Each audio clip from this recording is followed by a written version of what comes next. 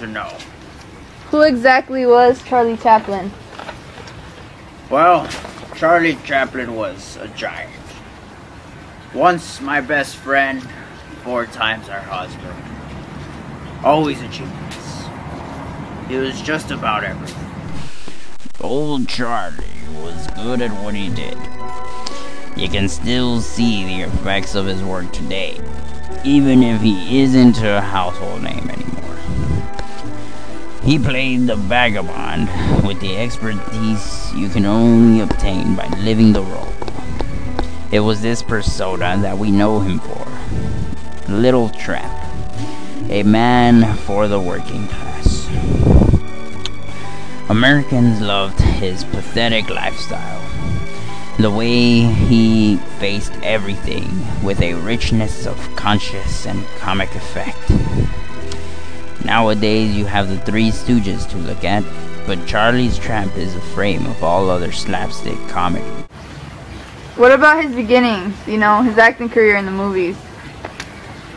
Comedy. He started with comedy. Characters that could move the audience to laugh. And as always, they loved it. Every single film of Charlie's had some kind of message. He wanted to share his ideals and values with the audience through his art of film. In the time of the Little Tramp, he was all about morality and perseverance.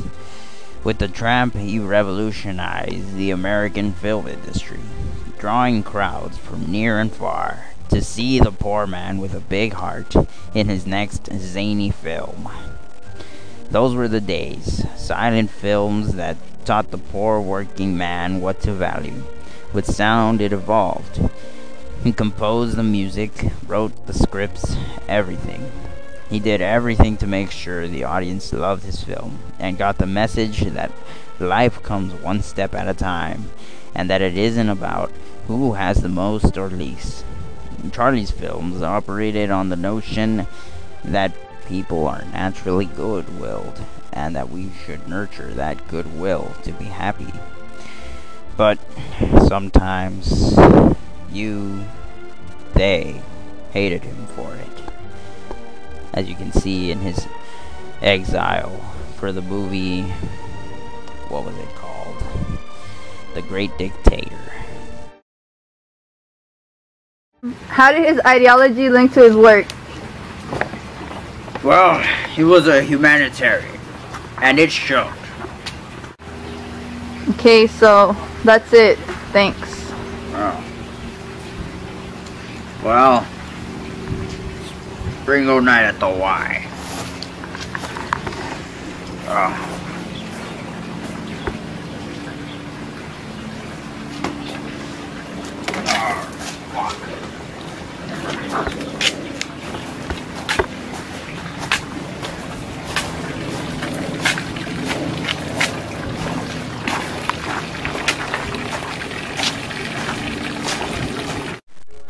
You might thank life for placing Charlie in such a bleak scene to start his life.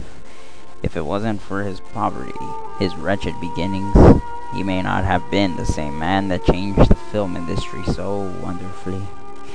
He may have been in his own limelight for his entire life had he not been driven by the humanitarian ideals he developed as a result of his poverty. Had his parents never introduced him to theater, he may have never laid the brickwork upon which the current film industry is built. His life and career were one and the same.